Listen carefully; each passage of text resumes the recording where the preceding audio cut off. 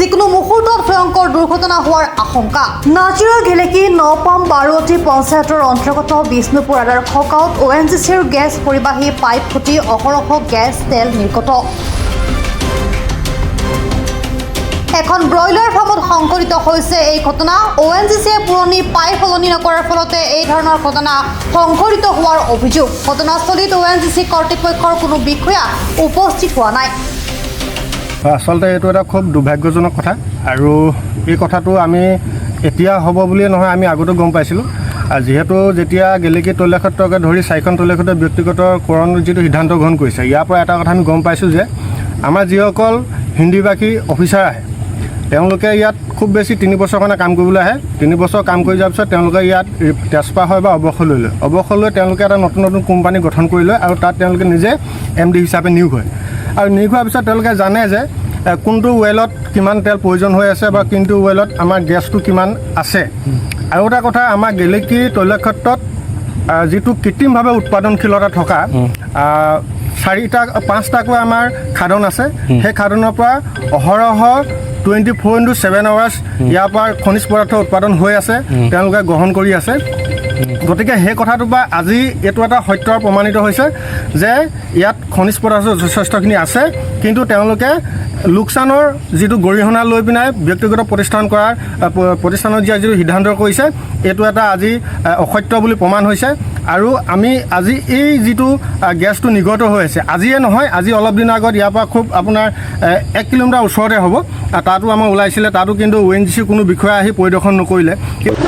এনেইতো আপোনাৰ কমকৈ গেছটো ওলাই আছিলে আপোনাৰ প্ৰায় আজি 3 মাহমানৰ আগৰ পৰা, কিন্তু আমি ভাবিছিলোঁ এনেই কিবা প্ৰাকৃতিকভাৱে ওলোৱা কিবা হেৰি হ'ব যেন লাগিছিলে। কিন্তু এতিয়া আজি যোৱা শুকুৰবাৰে আমি মানে এটা বেছিকৈ ওলোৱাত তেতিয়া আমি ইয়াৰে ওচৰৰে GGSত খবৰ দিলোঁ। খবৰ দিয়াত তেতিয়া GGSৰ IMয়ে তেতিয়া আপোনাৰ মানে টীম পঠিয়াইছিলে, এইবিলাক CNMৰ মানুহ, তেওঁলোকে কোৰ লৈ পিনে আপোনাৰ খানা খুন্দা কৰিলে।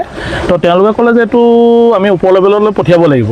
তো তেতিয়া বুৰবুৰণিটো কম আছিলে, কিন্তু আজি ৰাতিপুৱাৰ পৰা আপোনাৰ বৃহৎ বুৰবুৰণি হৈছে আৰু এই মানে প্ৰায় 60-70 ফুট আঁতৰলৈকে মানে আপোনাৰ গেছ আৰু গোন্ধত মানে থাকিব নোৱাৰা হৈছে।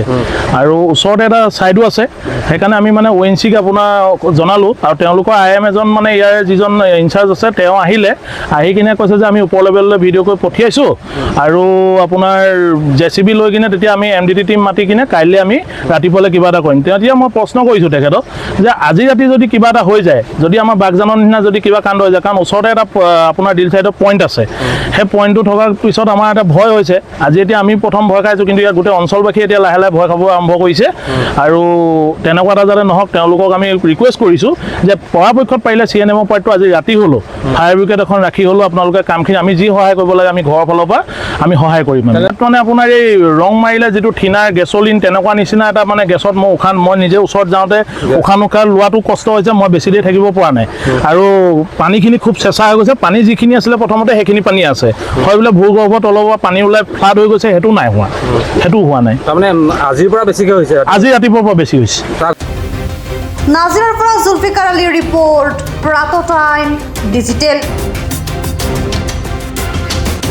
শদিয়াৰ পৰা ধুবুৰীলৈ, বৰাকৰ পৰা ব্ৰহ্মপুত্ৰলৈ সকলোৰে মাজত চিনাকি এটা নাম প্ৰাতঃ টাইম।